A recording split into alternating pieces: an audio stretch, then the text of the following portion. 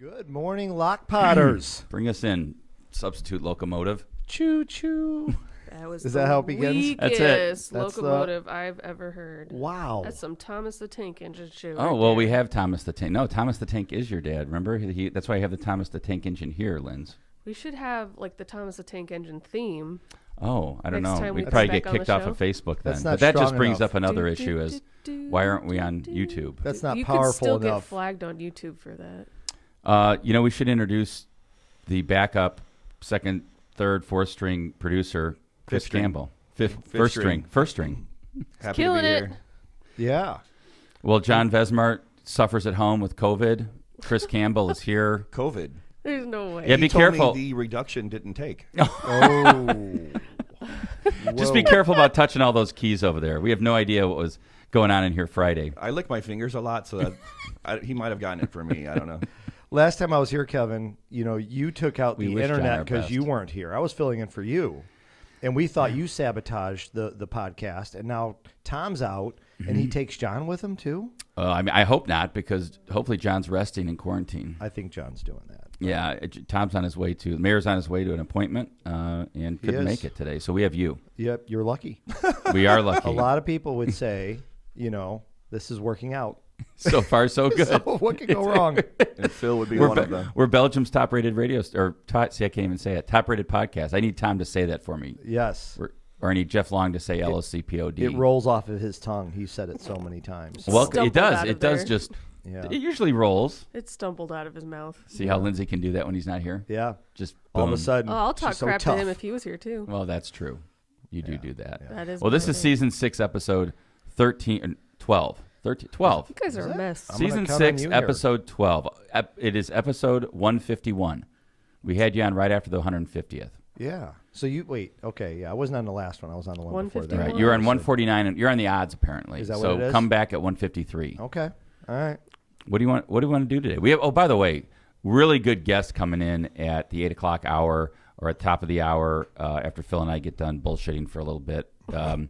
But it's going to be Joseph Pete from the NWI Times. I always want to say Hammond Times because that's what I delivered when I was a kid. But NWI Times, obviously one of their most renowned and well-known columnists, author. We have a lot of authors in. It makes us really look dumb. But we've had many authors in, including Dave Werpel. Don't forget. You said, Well, no. I had another comment. Is I have Mike a theory. Leppard. I have a theory, Kevin. Yes. That all successful people had a paper route when they were younger. Really? I think so. Wow. I think it makes us the people that we are. You had one too? I did. Times? It was the Times. Was it an afternoon or morning paper? Morning. See, I had Oh, afternoon God. times. Think about how old I am, Phil. Well- You're not even that much younger than me. And it was afternoon when you had it. I'd rather have. Or is well, morning? Well, wait a minute. Okay, hold on. I had it in the afternoon after school. I did my paper Okay, route. no. You're right. Same, but you also had to get up on Sundays. You had to get up at Yes. the crack ass of dawn With the big bundles. Yeah, it was like 5 o'clock in the morning to get them all ready and everything. The other before thing you they go. didn't have when I was doing the Times was a Saturday paper. No Saturday. Oh. Monday through Friday, Sunday morning. Oh no, I had definitely Saturday did off. Saturday. Well, Could you imagine today? who even gets the paper anymore besides Tom and I always say we're one of the few people who get the paper. The I don't. paper. Would you let your child go door to door collecting the way things are going today? I mean, you can't trust anybody. Well, I think I would, because that's part of the problem is, like, I think the media kind of pumps up that stuff, like where you're looking around every corner for the bad guy. But that's not real. Well, It's fake news. I mean, I don't know. My look, friend crime is is everywhere, and we know that it exists. My friend's a post office guy. He delivers mail, and one of his coworkers got shot at last year. See, yeah, I mean, definitely gun violence is up extremely. We know that. I mean, Well- you're around just between like when we were kids, right? The 80s versus now, or the 70s versus now. A lot more guns on the street. Yeah, I mean, it's probably most of that's not real. Most people are great people, right? Great families, I think great so. everything else. But you never know these days. It's a lot of craziness out there. Well, let's talk about what do you want to do? Ads first and come back and talk about Josh Donaldson and Tim We Anderson? can do a couple ads. Let's do some ads. All right. And we'll come back and talk about this very interesting and crazy. I love New York Yankees and Chicago White Sox conflict because they're rivals forever in the American League. And now we've got Tim Anderson and Josh Donaldson going at each other. It makes, that's a fun rivalry for sure. Agreed. It was great. The last 2 series with them were a lot of fun. Am I doing the first one? Have at it. Mission Marijuana. Are you looking for How the about that for a closest- leadoff? Bam! It's 7:30 in the morning. Bing, bang, boom. Are you looking for the closest cannabis dispensary to Northwest Indiana? Searching for the best prices and unbeatable customer service? Then look no further. Stop into Mission Dispensary, located in Calumet City, across the street from the River Oaks Mall on Torrance Avenue. Visit missiondispensaries.com to learn more. All right, the bug guy, What, the pest who? control. The bug guy, pest The big control. bug guy? The big bad The bug big guy. bug guy. This is a new one, so we're Yes. ready. Are you ready to do this, thespian? The only thespian in the room? Yes. All right, here we go. If there's a bug that's strange in your neighborhood, Wait a minute. Where's the who are you going to call? bug guy? There you go. Thank you. If there's a bug that's weird and it don't look good, who you going to call? Phil? The bug guy. He ain't afraid of no pests. I was going to do the, he ain't afraid of no pests. For bug problems, big and small, inside or outside, call the bug guy today and tell the pest I'm on the way. Big Call bad bug guy. Big Bad Bug Guy. Call 219-810-7481 or visit thebugguynwi.com. Chris, can you tell there's no rehearsal for this show? He ain't afraid of no Not pests. at all. No? That was smooth? This is smooth. How would you have done it with the AF, as the Ghostbuster kids say. AF? Good. Oh, I like that. See how Chris brings in the I got young guy. kids. You got the young thing Well, covered. Maybe I shouldn't have said I had kids. He's youthful. AF. AF. AF. Boom. She said, I have kids. AF. I have kids. AF. I am in debt. What if AF. this sets precedent and all your ads come in and every single company out there's like, we want you to sing it to the song of. The theme of Right. Chitty chitty bang bang. this is supposed to be. Tortillas This was supposed to Nuevo be Ghostbuster. Lindsay, did you accomplish Leon. that? He doesn't sing. He raps. There's a bug that's strange. I don't even know how to Who do raps? that. In your the neighborhood. guy who sings Parker the... Jr. Who are you gonna call? The bug guy? You guys Yeah, didn't true. even... You were very unenthusiastic about your He ain't afraid of no I pests. did Mission Throwback Marijuana song. and I nailed it. All right, here's an. Okay. Then why do you? And I have to do the insurance one. Mm-hmm. But we love the Ron J. Prester We do. Insurance Agency. We do. They've been located for decades right on Indianapolis Boulevard in Hammond, serving all your insurance needs, specializing in a wide variety of insurance products and services, including auto, home, business, life, and much more. The Prester Agency serves over 1,000 people and businesses all around Chicagoland and the Midwest. Call Ron, Ronnie, or Michael Prester at 219-844-0103. Cantrell and Cantrell, attorneys at law. Injured or in trouble with the law? Give Phil? us a call. I'm not. Currently. I'm not in trouble with the law, is what I'm saying.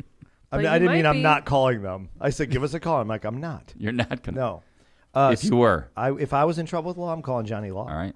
Schedule your consultation today with someone who is in court and at the jail every day by calling John Cantrell at 219-554-4LAW or visit our website at bettercallcantrell.com. I'm rewatching Better Call Saul, by the way.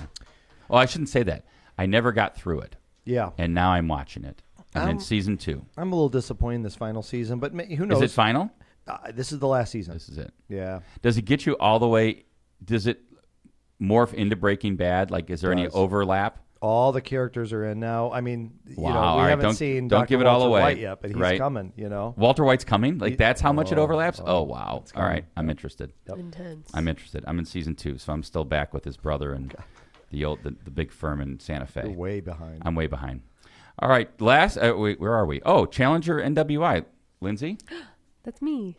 Kick off the summer and have a blast while supporting STEM education at Challenger Learning Center's Summer Barbecue Fundraiser on Thursday, June 16th. You can enjoy an evening of fun, games, delicious drinks, and food by Byway Brewery. There will also be a silent and live auction. Tickets and sponsorship information can be found at clcnwi.com. That is clcnwi.com or call 219-989-3250. You know, Chris, I'm watching the live stream, and it's got captions. Is that like a Chris Campbell edition? I'm going to say yes. Good work. He's Great like, "What? job, Chris. Captions. How did captions get on there? It's great. Look at him like furiously trying to figure out. No, ways I to- actually think it's good. It's good because if No, you're I- watching this in silent at your desk, you're supposed to be working. Yep. But you're here watching Lockpod, you could just look at the captions. That is, yeah, that's the first time. I was saying every time I come in here, I've got like this checklist, and Facebook changes the way they do things each and every time. Yep. just to screw with you. I think it is to screw with me or to make me look bad compared to John. Well, now you can't take. Maybe off the John does it. captions. Maybe it's sabotaged by John, like Phil suggested. I'm telling you. Well, It's not 100. recording with captions, though. You know what you could do to make Tom so happy and like just stick it to John is to get the soundboard up and working. That's been sitting in the box behind you for 6 months. So if you did that, I mean, it'd basically be, John. I mean, captions are good. Maybe that's what John wants. John's like, let Chris do such a good job. Yes. I don't have to come in at 6:30 in the morning and get ready for An Lockpod. extra long day every Tuesday and Friday. Although the captions are doing a pretty good job of catching what we're saying pretty accurately. I'm actually impressed. I am too. That's what got my attention. Yeah, I was like, dang. How did Byway Brewery? It spelled it out perfectly. Yeah, they're like 30 seconds behind, but it's doing a pretty good who job. cares? So when you did the Bug Guy ad, did like musical notes pop up by it, Lindsay? No, to little show? symbols of Ghostbusters. Is that what it was? That's how good Okay. it was. It was Good. little ghost emojis. Yes. Yeah, it's great. All right. Well, we're back. Let's talk Josh go. Donaldson and Tim Anderson. Crazy. I mean, you're a baseball aficionado. We're Yeah, both in I the same mean- fantasy baseball league. I mean, obviously, anybody who pays attention to sports is aware of this little fight Tiff? that's going on. Tiff's maybe not the right word. I mean, they had a benches clearing kind of situation. Benches clearing, like pushing match where they like Abreu carried Tim Anderson like a ragdoll over to the dugout. But Yeah, I mean, nobody threw a punch, I don't think, right? No. Which is good because nobody got suspended or anything like that. But yeah, it all comes from, I guess, Josh Donaldson called Tim Anderson Jackie, referring to him as Jackie Robinson, because Tim Anderson gave some interview in 2019 where he talked about how important Jackie Robinson was to him and why he means a lot to what he meant to baseball and what it did for black athletes in particular in baseball. And he talks about like how, his experience growing up, African American kids didn't play a lot of baseball. He was different than a lot of his friends growing up. That they played basketball or they played football. He played baseball. Yeah, it was passionate. If you Yeah, watch that it was- interview, you could tell he's passionate about Jackie That Robinson. seems like kind of a dumb reason to make fun of somebody. Well, that's I think part of the issue is what was he really doing? Was he Right. I mean, and by the way, give a little background on kind of the Josh Donaldson. I mean, he's not like a well-liked player. No, it's coming out that he's probably played for 4 or 5 different teams. But when now. he was on the Twins, didn't they have a little run-in with him on the White Sox? I think so, and Yeah. he didn't make it there long, right? He was only No. on the Twins for a little bit. Yep. Obviously, he was on the Blue Jays for a majority of his career, I believe. But it seems like it's coming out now that he's not a well-liked teammate or player in the league, that he does these types of antagonizing things, and here he is. So, but I guess the real issue with this one is there was talk that he was racist because he called him Jackie. And that's really the crux of this issue is Josh Donaldson said, no, look, I was teasing him because he said that, he loves Jackie Robinson. He compared himself to Jackie Robinson. So he's kind of teasing him. You're like, hey, Jackie. Exactly. That's what Donaldson says. That's what he says. Still kind of a dumb reason to make fun of somebody. Well, obviously, I love Tim Anderson. He's unbelievable, Great right? player. Great player. I'm happy he's on my fantasy baseball team this year. I'm sure. Yes. Somebody tried to trade me for him, like some ridiculous trade. And Well, we all want that him on wasn't- our team. I mean, he's But one of that's the a- highest batting average guys in the league. 350. Yeah. Yeah. So anyway, love Tim Anderson. Here's a little, and this is interesting because if you listen to Tim Anderson in this clip that Chris is about to play, it doesn't make it sound like, oh yeah, we've been, me and Josh Donaldson had this Joshy. little, I've been joshing with Josh Yeah. for the last 3 years. Exactly. But here's a clip from Tim Anderson post game. Yeah, he just made a disrespectful comment. Basically was, trying to call me Jackie Robinson. I was like, what's up, Jackie? I don't play like that, and I don't really play at all. I wasn't really, bothering nobody today, but, he made the comment and, it was disrespectful. And I don't think it was called for. It was unnecessary. That was when you guys crossed paths with shortstop there at the end of the third. Yeah, but that happened in the first time he got on, and I spared him that time. And then it happened again. It was just, it's just uncalled for. It's not, I got time to, be playing like that. How did you manage to contain yourself based on that kind of comment? I don't know, to be honest. I don't know, to be honest. It was very disrespectful, you don't want to play like that. You call it disrespectful. Tony just said it was racist. Is that accurate? Yeah, same along that same line, yeah. Can you say what he said? You said what? Can you say what he said? I just said it. All right, so there you go. So so I think Tim Anderson said, number one, he said, hey, Jackie, twice, right to him. Said I gave him a pass the first time. Second time, I kind of took exception to it. Well, hold on. Chris is going to, fix that. He's getting to the next one. Yeah. John, get better soon. John, I hope you're feeling better.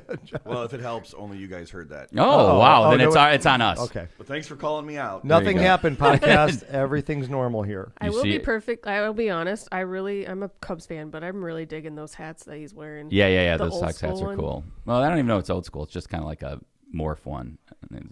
Oh, here's Josh Donaldson. He's going to come up. Oh, wait a minute. That was in our ears, too.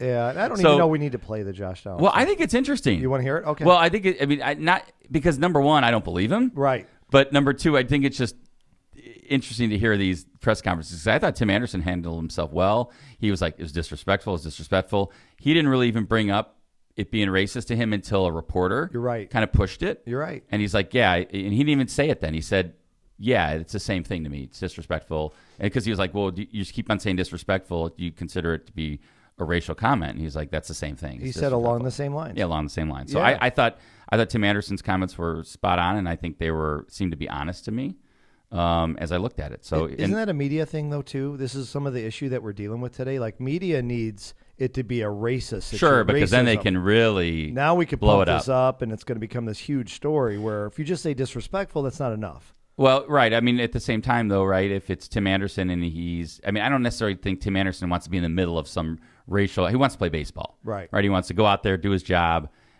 be a good member of the Sox, be a good member of the community. I know he does a lot on the south side of Chicago, and that's what he wants to do. I don't think he wants to be in the mix of, it's a racial incident, but I don't think he's shying away from it either. At least that's my impression. So here's Josh Donaldson, New York Yankees. What does he play? DH or Third base. third typically. base? Yeah. You dropped him from your fantasy team. He's I not noticed. that good. All right. Did you drop him because of this? No, I did not drop him. If you would because of have this done situation. this, you're like, that's it. I'm dropping him. No. All right. Just Josh Donaldson. All right, so first inning I called him Jackie. So let me give you a little context of that. Just kind of 2019, he came out with an interview and said that he's douchey. the new Yeah. Jackie Robinson of baseball. He's going to bring back fun for the game, right? And 2019, when I played for Atlanta, we actually joked about that on the game. I don't know what's changed from, and I've said it to him in years past, not in any manner than just joking around for the fact that he called himself Jackie Robinson, you know.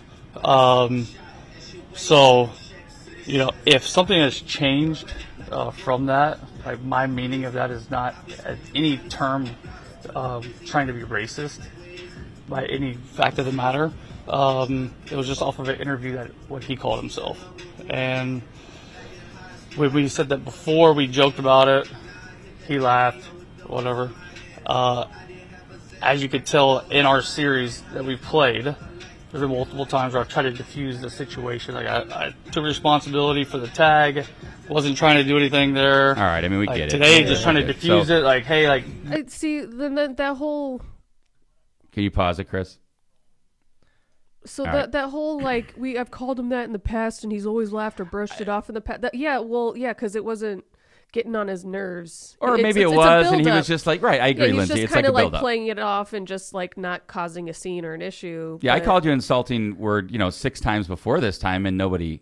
Yeah, that's kind of how it's coming off to me. It's like, oh well, he thought it was funny, and no, he didn't. He's just being polite. Are we being homers here? No, because he wasn't honest either. Because you and I watched the clip where Tim Anderson talks about Jackie Robinson. He didn't call himself Jackie Robinson. No, not even. And in a way, it's almost like I can't.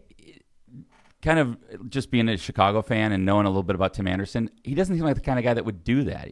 No. I mean, he, don't get me wrong, he definitely brings it on the field, and like he's not afraid of being a little flamboyant, probably in a way, if traditionalists of baseball are like, you shouldn't be flipping your bat, or that's insulting to the pitcher, you're going to get chin music the next time up. I mean, he kind of is a way, he's like, this is the new way to do it. Yeah. So I've come full circle on this thing because in the beginning, when I heard Josh, I was like, well, he's not, I don't think he was trying to be racist.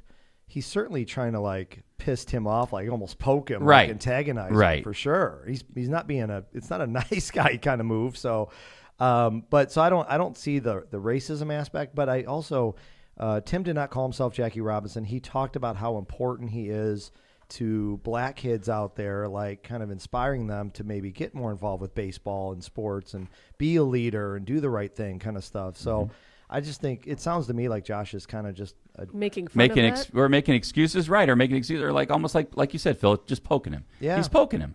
And he's on the Yankees, by the Yeah. way. One of the most hated teams in baseball. Don't tell Marissa McDermott that. Oh, yeah. Oh, I like the Yankees too. Oh, wow. That's because of Marissa. Oh, well, all right. Well, I guess, see, if it's family, I get it. You get it. What are you going to do? But, I mean, I agree. I mean, I can't wait for the next Yankee-Sox series. Oh, and didn't Tim Anderson, he hit a home run to win one of the yeah. last games. Oh, yeah. So, that's how you get your revenge, by the way. Agreed. You hit the ball out of the ballpark. And He's good at doing teach that. him a lesson. So He's a stud. I liked him. I mean, I always liked Tim Anderson. I like him more now. Well, This is talking as a Cubs fan. I Yeah. mean, I think Tim Anderson's a stud. the Yankees have the best record in baseball right now, by the way. It's time for the White Sox to get back at him. They're about to turn it on. Or maybe the Cubs. Maybe the Cubs can. Cubs are right there. Yeah, They're right. there. They have, you know what? They have an They can over rally. 500 road record now, 10-9. Well, okay. You got to take your small victories when you're the Cubs these days. Patrick Wisdom and Frank Schwindel hit back-to-back home runs 2 days in a row. As the mayor said, anybody named Frank the Tank is can't be our first Frank the baseman. Tank. Yeah. Patrick Wisdom 4 days in a row, Phil. No. 4 home runs in a row. Well, I meant back-to-back. Okay. They both went back-to-back 2 days in a row, I thought, is what I read. I didn't read that. And Wisdom's 4 days in a row straight. So, all right, enough of this. Enough of this Yep. sports. Sports stuff. Nobody cares. Nobody cares. Just us. By the way, some people don't care about elections, but we do here at Lockpod. Absolutely. And there's a lot of them going on today. Just kind of a heads up. This is really interesting. Some really, we've talked about this. The mayor's talked about this, about how, whether Trump will be influential in these upcoming midterm elections. It's a big deal around the country. Donald Trump hasn't gotten in the middle of the Senate race here in Indiana, but he's gotten in the middle of a lot of other races. And a couple that are up today, I think, are very interesting, including Georgia, where you've got Brian Kemp, who's the governor, who refused to intervene in the 2020 election. That pissed Trump off, obviously, a lot. Mm-hmm. And then Perdue, who was the senator in Georgia, lost. I forget if he lost to Warnock or he lost to the other guy, but he was kind of handpicked by Trump to run against Kemp, and he's going to lose. So that's going to be Trump's biggest loss, I think, of this cycle. Is that your prediction? I should say by everything I'm reading, Kemp's going to win. Mm-hmm. And the other thing I read that, and again, you can't trust polls, but I thought it was an interesting little tidbit. In like January of 2020, 40-some% of Georgians thought the election was, January 22, 40% of Georgians thought the election was marred or some sort of fraud occurred. Now in whatever we are in, May of 2022, 60% think the elections were okay. So it's kind of a switch. It's like gone from 40 to 60. So, and I think that's interesting. The other thing, you remember the guy, Brad Raffensberger, the Secretary of State, who like famously refused to find 11,000 votes or whatever it was by Trump. Yeah, he's up against an election denier. Yep, and he's up for Secretary of State. And people may not realize this, but Secretary of States run each state's election, and it's an important race, and now more than ever. And he's running against a guy named Jody. Well, I mean, there you go, Jody Heiss. What do you mean? There you go. Why? Well, I'm just saying, his name's Jody. No, not at all. It name. sounds like a Southern name. I was thinking, your middle name is Chandler. That doesn't sound Southern. Can't make fun that of doesn't sound Southern. I actually like the name. I think Jody sounds like, because I was thinking of Jody Davis. Oh, like it's a tying Southern it name. to the yes. Cubs. Yes. All right, yes. I'll let it go. Yes, thank you. So anyway, he's running against a guy he was one of 147 Republicans in Congress that voted against the election, against certifying the election, and they're running under this America First banner. Okay. 11 other people are running under it that are basically saying the 2020 election was a fraud. So this is the sad part if you're a Democrat. We're not debating whether or not Republicans are going to do well in November or in these elections, because we all feel like because of the economy and what's going on and we have a Democrat in charge, the Democrats are in trouble. What we're debating is whether the Trump supported Republicans. That's where the debate comes in. So we're all hoping at least the Trump supported Republicans don't do well and get smoked. That'd be great, right? I mean, I think it's an interesting barometer of where the country is, at least on the Republican primaries. It's interesting to see this, right? I mean, like you go and you think it just seems to be state by state. The guy in Pennsylvania, when you saw Pennsylvania, the guy who was nominated to be the gubernatorial side on the Republican side, he was like front and center in Pennsylvania about the election was a fraud. And I think it's interesting that the election was a fraud in 2020, but you want every ballot counted in 2022. And you want to make sure that everybody goes out and votes for you in 2022, Well, even though apparently, Pennsylvania doesn't know how to run elections. Let me just so we can knock this out of the way for you Republicans out there. They're looking forward to the next presidential election. Let me just, break the news for you right now. If Trump loses, there was electoral fraud the next time around. Just so in you 2024? It already happened.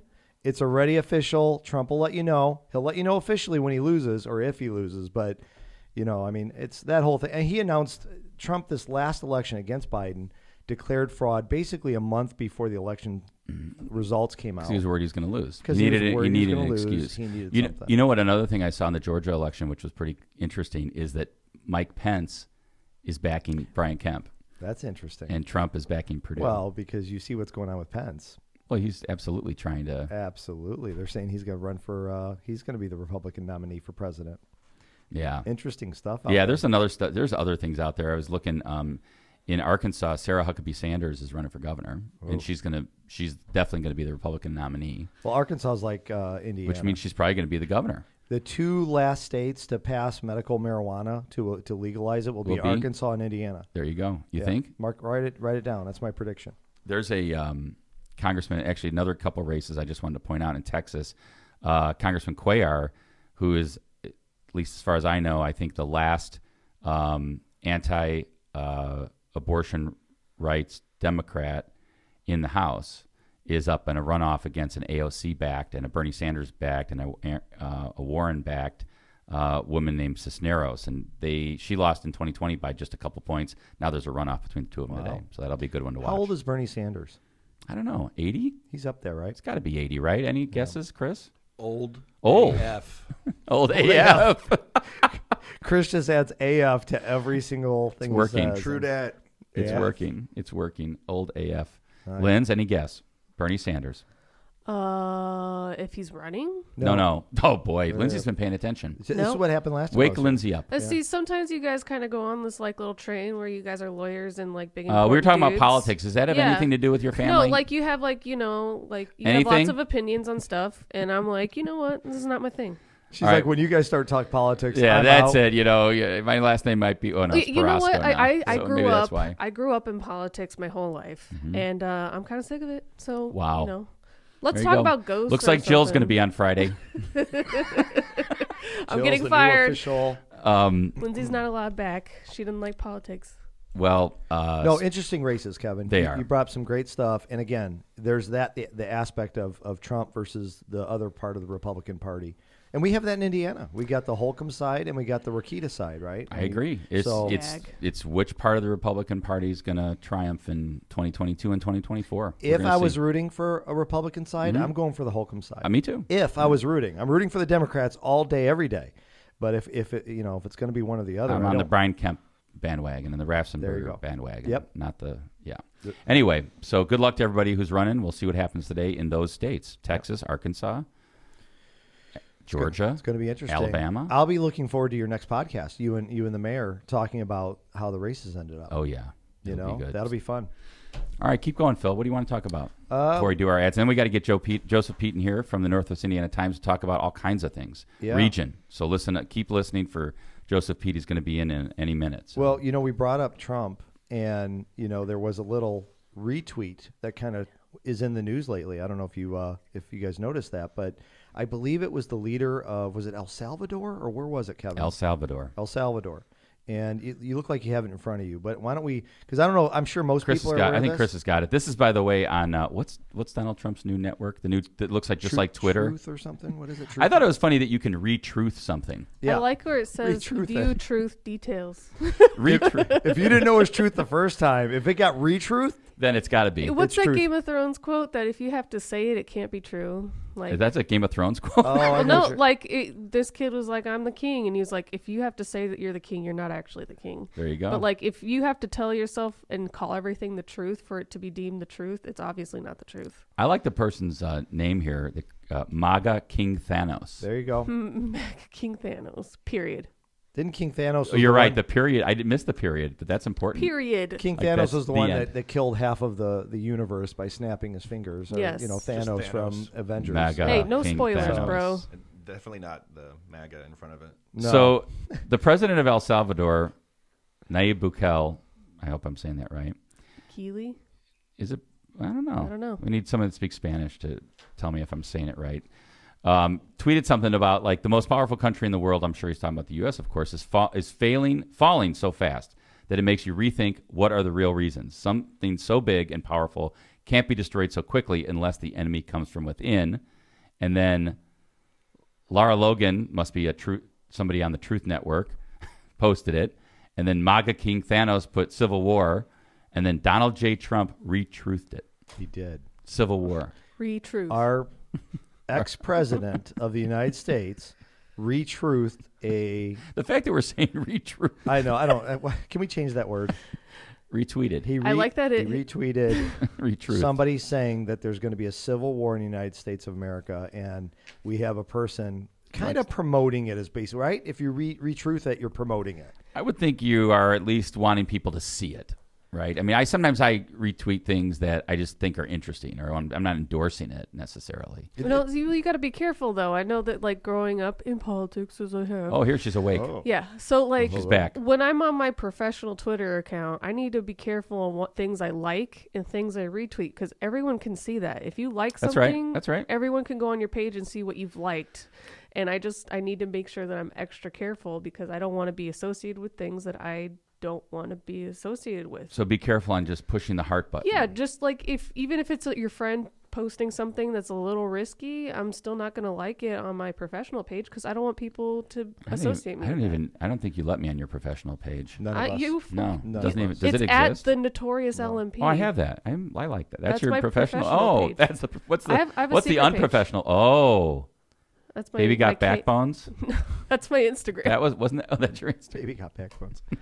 But this Actually, is that's also the Notorious LMP now too. Wow. This ties into the mayor's confusing. race. I'm sorry to get back to the actual podcast that Yeah. we're on right now. Oh Yes. wow, But, Phil, spicy. No, because I want to talk about Tom's race. This is important because the thing is with our country right now is Republicans and Democrats don't agree on a lot of stuff, and that's been the same over the history of our country, right? That's never changed.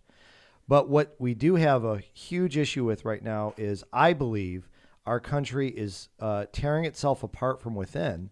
And I think other countries are looking and going, this is good. The most powerful country in the world is getting weak because they're having this infighting going on. Well, I mean, I think Russia likes that. I mean, Of course they do. anybody that's an enemy of the United States likes the fact that there's so much partisanship going on because they think, oh, they're not together. But I would argue with you, Todd Young likes that. He likes divisiveness. Without he a wants doubt. us to be to be so angry with the other half of our country that we just fight and just constantly or he whatever. thinks that's why he can win an election. Right. And that's why I love Tom's candidacy because Tom doesn't sit out there and say, we're the other side, vote for us. No, he he's sits out, he saying- says, we're all Hoosiers. I'm going to work to get Hoosiers better. We have to be Americans first, and then we could talk about some of the disagreements we have between political parties, right? Yes, There's no absolutely. doubt about that. All right. Well, you know what? We got Joseph Pete in the studio. We're going to do some quick ads and come back and talk all about region history and things like Sonic's opening up in Crown Point. So I love let's do that. Sonic. Exciting. So much. All Get right, him back in Misprint. Misprint specializes in delivering the highest quality signs and printing on time and under budget. Misprint's experience and technology allows them to offer custom, commercial, on-demand printing and sign solutions. Rick Balzenberger and his team have served Chicagoland and Northwest Indiana for over 30 years. Misprint has 2 convenient locations to serve you in Munster and in Hammond. Tortillas Nuevo Leon is the gold standard of Mexican cuisine throughout the Midwest. Look for Tortillas Nuevo Leon's popular red and white logo at your local grocery store and enjoy quality Mexican products made with local expertise. Eli. Wow, Chris looked at me like he wasn't going to get it. Yeah. He was tricking us. He's like, who's Eli? Para ti, tu familia de todo corazón. Tortillas Nuevo León, hechas con amor. Para ti, tu familia. De todo corazón. Lindsay, Oh, my turn. I'm so glad I got promoted so I can read ads. it's a temporary It's fun. promotion. Oh, wow. Okay. I gotta do well then. Okay, nearly 10 years in the making, Bud Light Next, our first zero-carb beer, is the result of a brewing breakthrough making the impossible possible. Super crisp and refreshing, Bud Light Next, capital letters NEXT, is a light lager with 4% alcohol By volume? By volume, I guess, I'm guessing. And it's brewed with the highest quality ingredients while containing only 80 calories, 0 grams of sugar, and 0 carbs. So it's keto friendly. Here's to what's next. Head Have a over great to breakfast, everyone. calbrew.com Yeah, for more enjoy. info. Cheers with beers. Executive Suites 2. Executive Suites Squared, commonly known as ES2, is a first-class executive office environment located on 8094 at the Kennedy Avenue exit. ES2 offers flexible membership plans that provide the privacy of dedicated, fully furnished offices with 24/7 secured access. For more information on their basic or private office membership packages or to rent one of their state-of-the-art conference rooms, call them at 219-844-2901 or visit them at executivesuites2.com. I was so excited to read this today. Grizzolia's Concrete was voted number 1 of the Times Best of the Region 2020, 2021, and now 2022. I We've been saw waiting. him. We've been waiting for that, and it came out Sunday, and there it was. I read the paper They're with the all the champs. best of, and he was right there. I saw it. We didn't make Best Podcast. What? Well, there wasn't a category. Oh. But Oh, they need to add that Grizzolia's on now. Concrete Good specializes in all concrete projects, and they've been using the original cement finish in the California something. Style. Thank Wow. you, since I wasn't ready because 1972. I'm looking at the... They also offer stamped and colored concrete. Call now, 219-659-4147. That's 219-659-4147 to get your project lined up with Bernie for the summer. There you go. By the way, last two ads, Yes. there's mention of those something, or there's some association with our guest, Joseph Pete. Is it really? Joseph, good morning. We're going to get you up to that microphone. Well, yeah, Joseph, we and- got to get you to move way and up. come 'cause over you're- towards you're Phil not so we can seen get on you in the video camera right now. All they Maybe see he right likes now is that. your... Here he Here, comes. see how far There away. he So, is. okay. Beautiful. All Good right. morning. Get right up to that microphone so we can get you. Chris is going to work on the levels, I think. Right, Chris? We got him? Yeah. Oh, I couldn't hear it very well. Okay. Try again. No, that No, microphone's that not mic- on, Chris Chris. is working on this. Hold on. Hold on. Oh. Now. There we go. Sorry, I was standing up trying to scooch. And now. How about now? Good morning. Oh, There there's it the is. voice of the Joseph's famous here. Joseph Sorry, we've Pete. got a newbie here in the studio today. You know, I didn't expect the full beard. I think Oh, last time I saw you, it was clean shaven and Playoff beard. playoff beard for the hockey. Well, love it. who's your team in hockey this season then? Oh, You got the playoff that's beard. just my joke. It's a media playoff beard. Yeah. Must be media playoffs. Well, they just announced the Times Best of, so maybe that was the playoffs, and There now you it's go. the championship. So welcome to the studio, by the way. Oh, thank you for having me. You know, we're used to reading your written word, but like a lot of people aren't used to getting your voice. Oh, sure. That's pretty common with radio. They, the newspapers are still do a lot of the original reporting, so it's, Lakeshore or WJOB, kind of used to hearing, a lot of it. I like your mask. We do history. Oh, from the Indiana History Center, I did a author fair down there. Author fair. Yeah. For? Oh, Which book? Lost Hammond and 100 Things in Northwest Indiana Before You Die. By the way, I just want to let you know my copy Oh, already Look at signed that. by Okay. Joseph Kevin, Pete. you signed that yourself. Oh, You he's can't going to do verify that. this. That's his. Is that Even auth- wish me a happy birthday. Is that on this. authentic? Oh, Joseph? absolutely, yeah. Okay. Thank you. All right. Present from my dad on my birthday Wow. 2 years ago, or Oh, whenever it cool. came out. So I've enjoyed the book. This Oh, is thank Lost you. Hammond. It's great. As a kid from Hammond, I thought it was great. My favorite photo, however, is in the back of the book, towards the back. It's the Hewn Cigar Factory. Ah, okay, Because I yes. was like, where? I want that building back. Yeah. Like, where did that happen? I mean, I know there's a Hewn Street in Hammond, and I was like, where is that? I want the cigar factory back. Absolutely. You want to rebuild that, Kevin? I think it's pretty cool. Okay. So, unbelievable book, by the way. And why don't you, in a way, I want to know, because was Lost Hammond your first of the kind of like region history books that you wrote, or was the one on Gary first? Oh, Lost Hammond was the first one.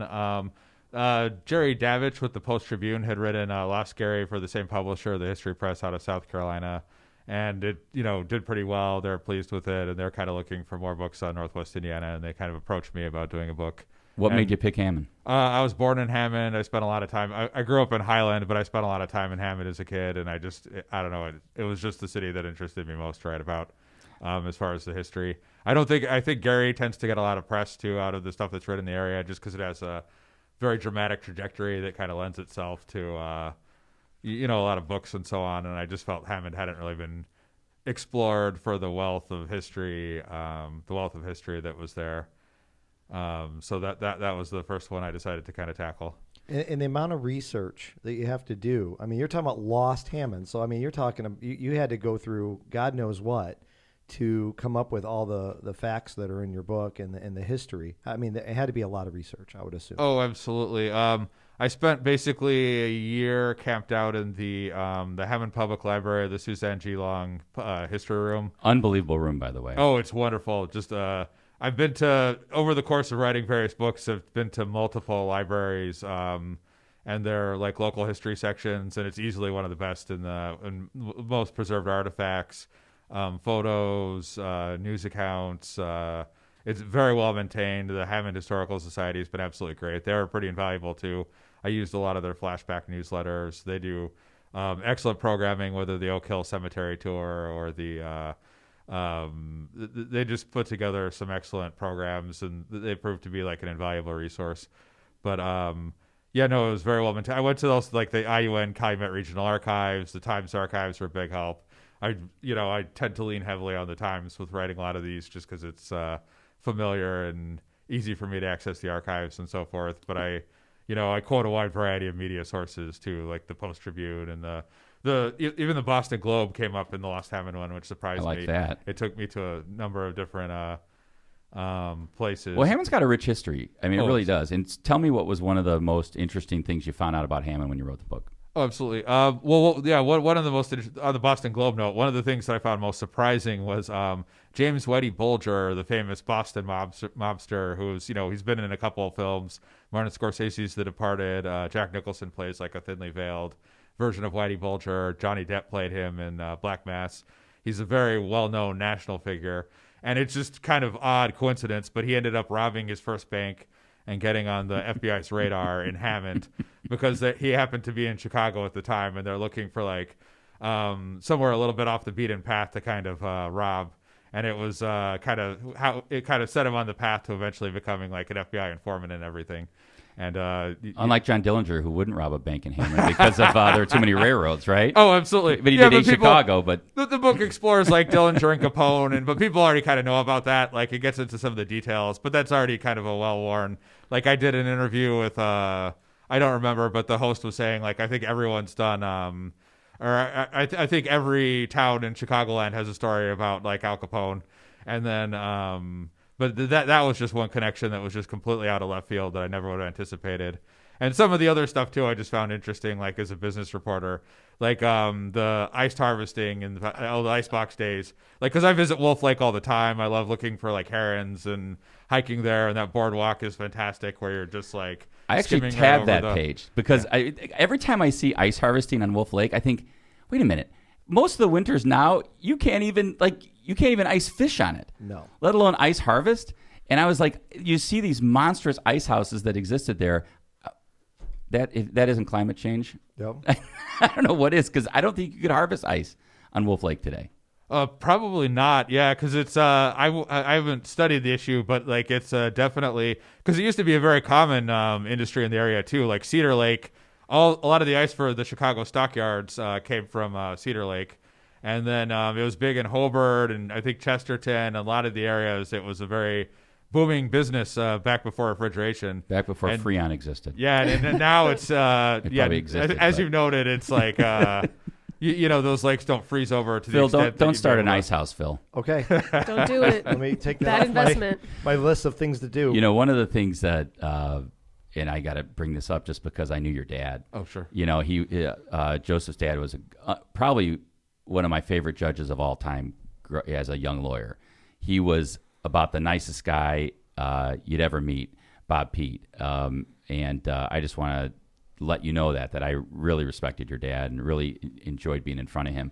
But one little thing that I always found interesting about Judge Pete was that he was a huge boxing fan.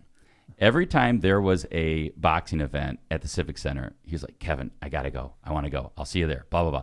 So I'm sure you knew that about your dad. Oh, absolutely. And did you get to go to any, and I know, and Hammond Civic Center has such a rich boxing history. Yeah, we went to the Civic Center all the time as kids for the boxing. He was big into that, whether it was like the police and fire charity match or, some of obviously pro matches were way more common at the time. We liked the Civic Center. They did a few at like the Star Plaza and so forth. But Civic Center get you that feeling of like I'm in a real gritty situation here. Yeah, old school boxing. Like almost like you can almost like see the smoke rising from the boxing ring, right? And back in the day of everybody sitting around the boxing ring smoking cigars or something. But it's a great venue for boxing. Still is. I mean, still have boxing there. Absolutely. So. Well, tell us about your new book. You got something else coming out. Oh, absolutely, yeah. My new book just came out. It's Secret Northwest Indiana: A Guide to the Weird, Wonderful, and Obscure. The first book was kind of a history book. Take a look at that. I'm going to show that for the camera. We'll get that up there. The first book was a history book, Lost Hammond. The second book was kind of a travelogue, like 100 Things About Northwest Indiana Before You Die. It's actually got, on the cover, it's got the Gibson Woods, like in the spring when they have the flowers in the pond. But this book kind of combines the two. It's kind of a guide to kind of odd and offbeat places in Northwest Indiana, but also kind of the hidden histories, like places like Thomas Edison's old office. Yes, yeah. Which is in Hammondville. Very cool. Look at that. Very cool. The Edison concept homes that were in Gary, the old Nike missile silos. And isn't that the Bubbles laundromat guy on the front? Oh, it's that's from Lake Station. That is the Rubens. That was a hobo sign that was very popular at the time. There's a smaller one that's at Armin's in Gary, too. I remember seeing that as a child. Giant hobo. Now, that's not something that we can be proud of. Woo! The giant hobo. The small hobo stayed away from there. They went to a different area. This is a really cool book. They have territories. Yes. There's also a giant lumberjack in here, I think. Look at that. Where's that? Oh, that's in the south suburbs. That's at because I read about the Calumet region, so it obviously extends into the south suburbs and a little bit into southwest Michigan. But that's at the Governor State University Sculpture Park, which I highly recommend. A lot of people don't even realize it's here, but it's maybe like the 15-20 minutes from where we are now, and it's just world-class sculpture. The beautiful setting, very quiet and contemplative, and then there's Paul Bunyan right there. And yeah, you got a 60-foot tall, sad, depressed Paul Bunyan. What more can you ask for? Can you say you've made it big when you get color photos in your books now? Like this is like when you. That's the Aquatorium, isn't it? Yeah. Oh, absolutely, yeah. I love that place. Because I use some of it too. I tie history to places, so I use the Aquatorium as a reason to write about Octave Chanute and kind of how he was very pioneering in aviation. He was actually the first person the Wright brothers called after they did the successful tests in Kitty Hawk. They spoke at his funeral and credited him, saying, flight would not have been the same if it weren't for the experiments he did on the dunes in Miller. And it kind of strikes a balance between what you can visit today and just kind of the rich history of the area. Like Henry Chandler Coles invented biology here, studying. The University of Chicago professor studying in like Gibson Woods and the dunes. He was so captivated by all the flora and fauna, he actually jumped off a moving train to kind of get a better look. And it gets into stuff like, just flamboyant personalities like the tattoo artist Roy Boy Cooper, who tattooed a bunch of rock stars in Gary in the 90s, kept tigers. Yes, absolutely. On Broadway. Oh, absolutely. Yeah. I could tell Phil is mesmerized by how smart you are, because he's just like, I can't keep up. Well, I have a question. Yes, ready. And I just I want to, because I think about. He's got a blank stare behind his eyes. I'm trying to keep up. What's going on up there? No, because I think about how and Kevin and I talk about this, some of the things we're able to do in Hammond that we're really passionate about. It's almost being like a kid in a candy store, some of the things that we're able to be a part of. But I've never been passionate enough where I was like, I want to write a book about this. When you were younger, did you always know that you wanted to be a writer, that you enjoyed it in school, and you knew this was going to be your eventually your journey? Oh, absolutely. I was just very bookish as a kid. I spent a lot of time in libraries. I was read as I walked was kind of a big thing I did. I don't know. I just be careful. Yeah. No, not when I'm crossing a street. Not a straight knees. Now it's this. Now it's on your phone. But I would. I'd walk to Woodmar sometimes and read while I was walking on the sidewalk in Indianapolis and everything. But it was I was always a big reader. Kind of always got me interested. I wanted to be a sports writer for a while, but I was always drawn to just writing and reading. Well, your history, being a Times reader over the years, we talked about both being Times paper boys back in the day, but like Archibald McKinley, right? He's he was Gold the guy standard, that, right? I mean, and I think you've almost like taken up his torch, and like it seems to me like you are, because when he passed away, I was like, man, who's going to fill this void? And it seems to me that you are more than able and capable of taking up that torch to making sure that the region's history like stays on everybody's collective consciousness, and I appreciate that. One of the things I think that's really cool about things you do in the Times, and I don't want to forget the fact that you're a columnist and you write article upon article in the Times, is that I'm amazed every Sunday, or maybe it's even more, but I notice it on Sundays, of all the openings and closings you find throughout the region of like stores and retail establishments. My curiosity was, do people send those to you, or do you find those? It's a mixture of both. That's the NWI Business Ins and Outs column. I write about, if it's a separate opening, if it's a big enough opening, we'll do it as a separate story, just kind of depending. But they just kind of have it where a lot of the openings or closings are there. Some weeks it's literally like, because there's a little line at the end about news tips. Some weeks there'll be like 10 business owners asking me for me to cover. A lot of this other stuff I have to suss out. It can range from easy to difficult because it's I have a large area to cover. Like we cover the Lake, Porter, LaPorte. That's where the column kind of mainly focuses, as well as kind of South Cook County.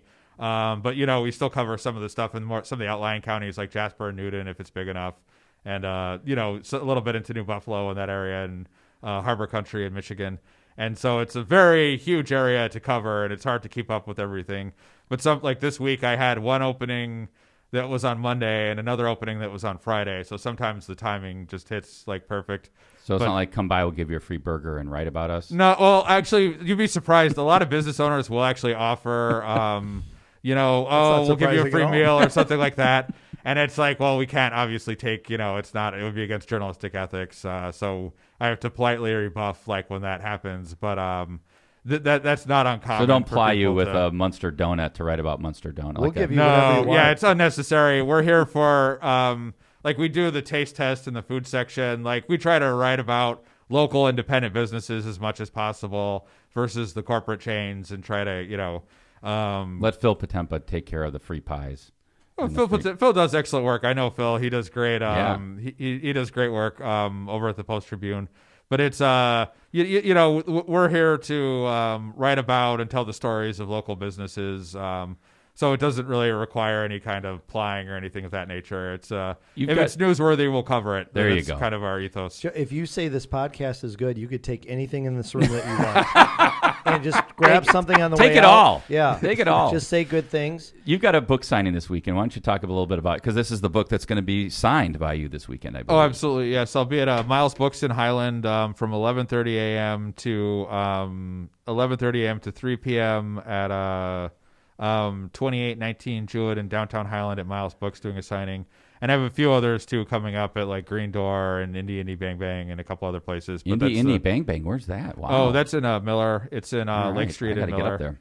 Yeah, no, it's a great. They have one in downtown Valpo too. They've done. They're from Chicago originally. They do some pretty interesting interesting stuff. Well, preservation of independent booksellers and independent places like that, like Miles and Indie Bang Bang. I think it's important, right? I mean, we lost a lot of the chain bookstores, and now at least we still have some independents around here. Oh, absolutely, yeah. Sadly, not as many, because when my first book came out, like the Cat's Tail and Dyer had just closed, and that long-running one in Maryville just closed too. And it was, there aren't as many bookstores here as would be ideal. You had way more back when I was a kid. You still had the Borders and Barnes and Nobles at South Lake. You still had, there was the famous Highland Borders that everybody loved. Sadly, a lot of that, the attrition has kind of worn down a lot of that. A lot of people buy books online now, but it's So you'd say, don't order my book on Amazon. Come to Miles Books and get me to sign one. Absolutely, right? Yeah. It's pretty much any local bookstore. Either they have it or they can order it for you.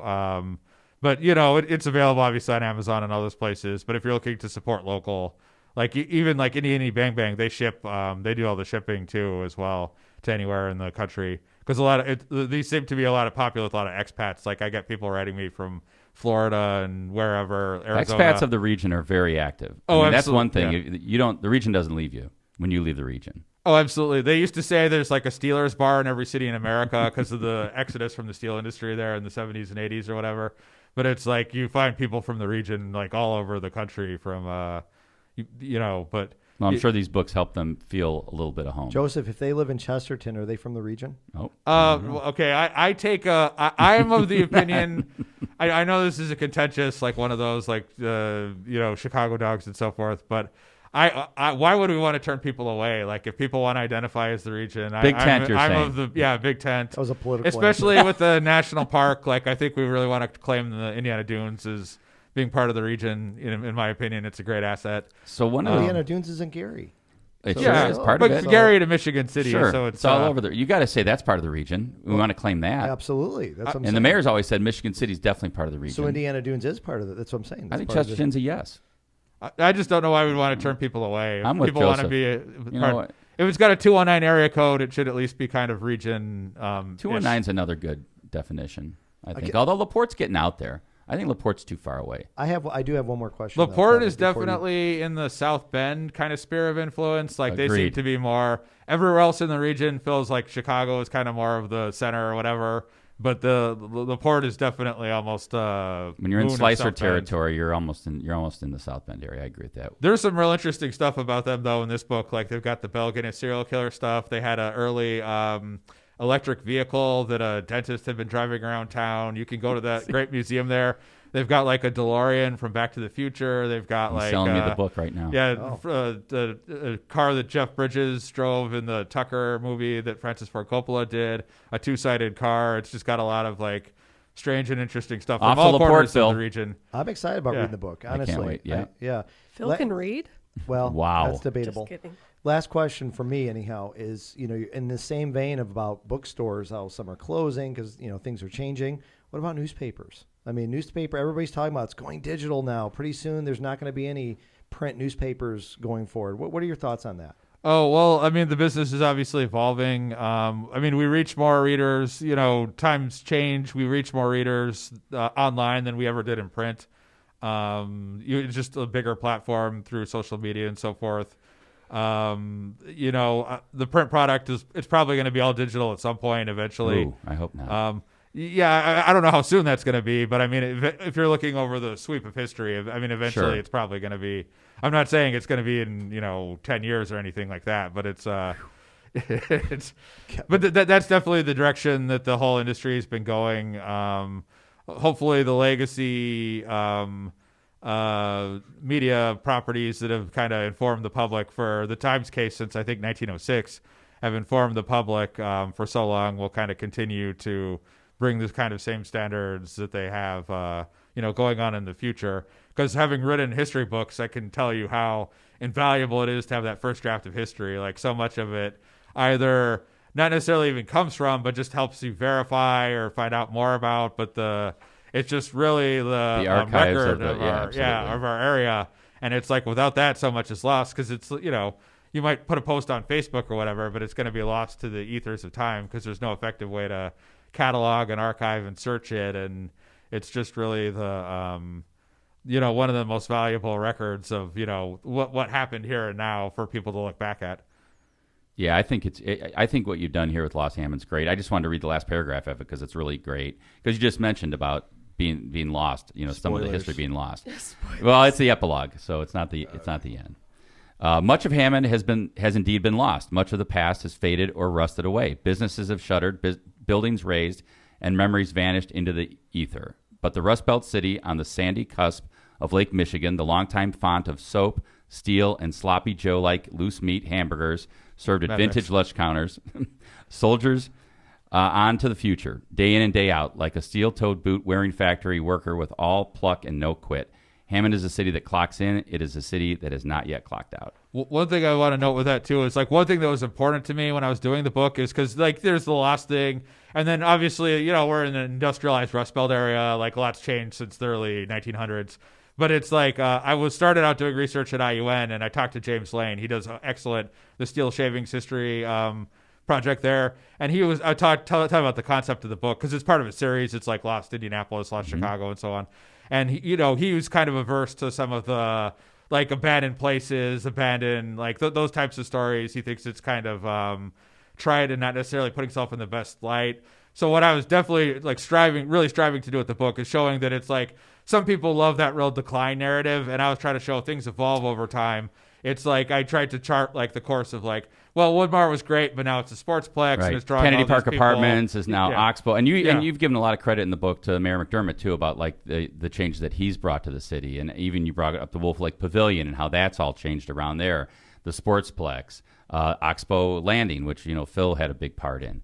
And I think that is true, right? That's what I loved about the book too, is you didn't just sit on what we've lost. You've like also talked about what Hammond's gained and how it's stayed and it's staying power as a city. Absolutely, yeah, because things naturally evolve over time. There's a tendency to romanticize the past and kind of have like this, idea of a golden or gilded era, like from the amberest of memory. But it's, a lot of stuff just ends up getting repurposed, like the herbalist empire that Joseph Meyer built on the banks of Little Calumet River. He built that mansion there. And it's, that kind of, you couldn't really do a mail order herbal business today selling. Botanical gardens. Selling, now it's a haunted house. Yeah, exactly. Yes, the things just kind of find new purpose and meaning over time. And it just wouldn't be possible to really do that anymore. So I was really trying not to focus on this fixed romantic idea of the past and just show how things grow and change and evolve over time. But it's still a dynamic, vibrant city today. Last question before we let you go. You came to the Civic Center on 219 Day and accepted the 219 Day proclamation on behalf of Region Rat Rants, which is now a defunct Twitter account. Unfortunately, I think they actually retired once again. They did it once in the past, and they came back, and now it's gone. Hopefully not for good as of 219 Day. So maybe as of February 20th, 220 Day. Are you? The question is, here it comes. Do you have any knowledge if they're coming back? And if you do, how do you know it? I got asked if I'm Region Rat Rants a lot because I kind of have, I guess, a similar sense of humor, and I'm very active on Twitter. But I'm not involved with them. I did a story about them once, but it was all like interviewing them via like DM and email. It wasn't. They're very good at keeping their identities. Oh, absolutely. Secret. Yeah, I've asked multiple people over time. I've never been like real pressed to really try to find out, you know what I mean? But it's like no investigative journalism at this point. Yeah, it's kind of moot. Like it's, but it's, hopefully they do come back at some point. They have done this before. I definitely understand getting burned out with the area. I actually quote them in the book, which is just to kind of get a little bit of, humor in there. But it's, I do hope they kind of add, I like the humor and it's kind of very region-esque to me, right? They've got like that bite. I like the region mythologizing they do and everything. And they do some good tropes like the 1993 Toyota Tercel and Zells and those things. But I think it's important to preserve like a lot of the traditions we have in the region and what makes it unique.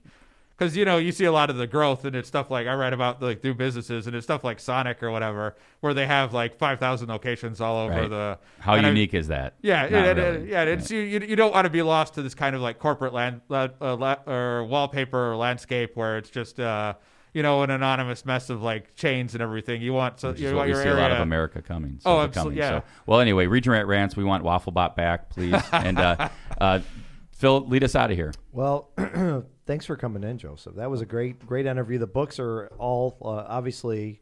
Haven't read the whole book of Lost Hammond, but I've definitely gone through it. Through people like, oh, did you read that article about whatever? And then I pull up a passage of it.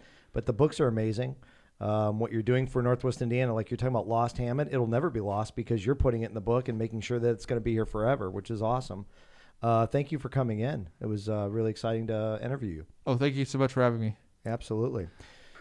As a locomotive, I have to lead us out. Yeah, man. You're the Even, substitute locomotive. Like you've done maybe this like a before, tender, bro. I've never let us out, but I'm excited about this. Have at it. This is fun. So, thank you, Joseph, Kevin, the caboose. Amazing as always. Thank you for your political insight. I think you have it like no other. By the way. Thanks, Phil. Lindsay. My lack of political insight. Waking up. You're falling asleep when we start talking about politics is always fun. But no, Not great my job on thing. your ads and especially your Ghostbusters version of the bug guy. Thank you. And Chris, adding closed captioning. I mean, I don't know. Maybe this takes off to a level we've never seen before for It was a podcast. clutch, right? That's it was right. Clutch. And hopefully, well, we'll either see you back on Friday or John will hopefully be back. I hope he's getting better. We all want to wish John the best. Thank you, the viewers. Lockpod out.